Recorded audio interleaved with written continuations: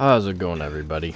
This week's Warriors Den is the 2nd year anniversary stream for the release of For Honor. That being the case, this Warriors Den won't contain a ton of information on upcoming events. It's instead more of a look back on what has happened in the past. So we did kick it off with a patch yesterday. This patch fixed a couple of things, one of which is they are now removing the skill indicator on matchmaking screens, as it's been broken since Marching Fire released, so they're just removing it completely until it gets fixed. They've also fixed a bug with the quit penalty when joining your group, so you will now no longer be punished for trying to play with your friends. They have fixed Shigoki's headbutt so that it no longer applies an uninterruptible stance where it shouldn't. They've also fixed Black Prior's Tenebris Strike when it was able to keep you out of stamina forever, throwing it into a bash. That does cover the majority of what was hotfixed yesterday, so we can go ahead and jump into this week's content of the week. It is the House Champion Mythic effect from last year's Apollyon event that is being returned. It is on sale for 1 week. You can pick it up until the 21st. So if you missed that last year, you can go ahead and get it now. This weekend's challenge will be the Warrior Challenge, which is a faction challenge for the most matches completed in any game mode for your faction. So I guess congratulations, Knights, on your win, as you're the largest faction and play the most. So good luck. They will be giving 5 crates and some XP boosts to anyone who's played since Marching Fire's release. If you've gotten a sanction, you won't be getting those, however, and it's my understanding that that means any chat mute or ban from the game for any period of time will result in you no longer getting them. Some people in-game have also gotten exclusive ornaments. Those rewards will be going out sometime in the afternoon, so we don't know what those are yet. And then to fill out the rest of the Warriors Den, as that is the entirety of the content that we are getting, they went into a behind the scenes on who makes the For Honor Warriors Den happen, as well as discussing the last 2 years of the game with some of the key members of the For Honor development team.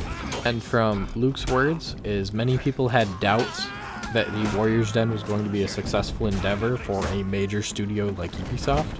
But overall, it's had great reception, and I mean, my entire channel is based around this at this point. It's a wonderful platform that keeps the community engaged, and I absolutely adore them for what they've done. We've also had Roman come on, and they had a discussion over the last 2 years and what they've done. Roman says he's incredibly proud as they've achieved a ton of players and an incredible community built around this game.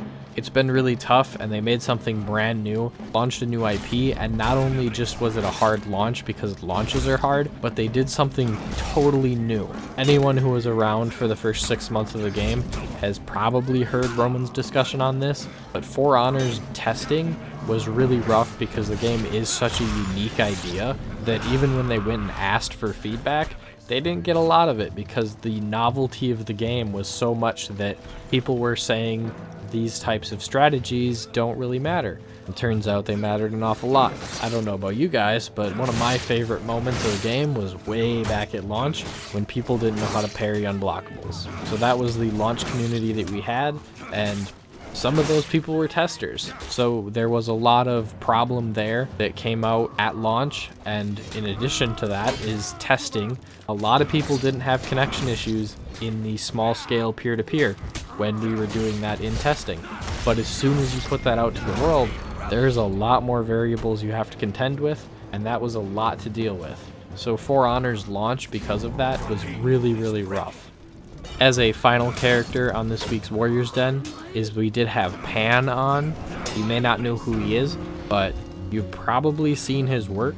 He's on Twitter as Cosplay Pan. If you've seen the Warden cosplay that's gone around, that's him. He does a lot of stuff for Ubisoft, covers a lot of their games, and overall just does some really crazy cosplay for a bunch of games and some movies even. So they brought him on and they discussed the art of cosplaying.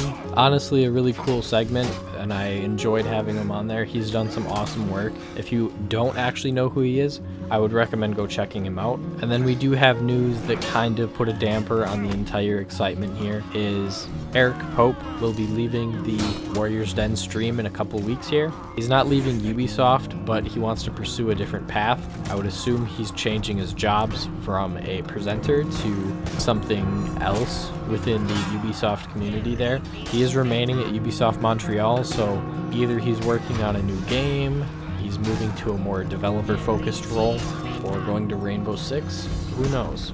But he will no longer be on the stream in a couple of weeks here. He also wanted to make sure that we understand that he has access to the entire roadmap of For Honor and all of the behind-the-scenes stuff, and we are going to be very excited to see what is coming up. I don't know if this is just PR speak for there's some cool stuff and you should give us money, or if this is him genuinely endorsing the upcoming product.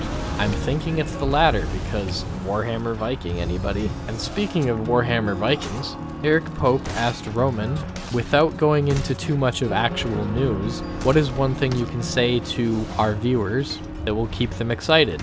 Roman's reply to that is we have 3 new heroes coming, a new event every quarter, and next season, Lawbringer and Raider players will be very happy. I don't know about you, but that sounds an awful lot like Raiders Rework is confirmed for next season. I am so happy to hear that. It kind of softens the blow for Pope leaving. Not quite though.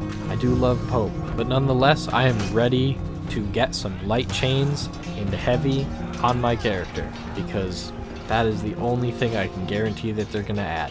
So on that high point, I'm going to go ahead and say that's about all for this Warriors Den. I want to make a special shout out to this winter weather that has caused my internet to go out, and that's why this video is late. But as always, thank you for watching. I hope you have a great day, and I will see you on the battlefield.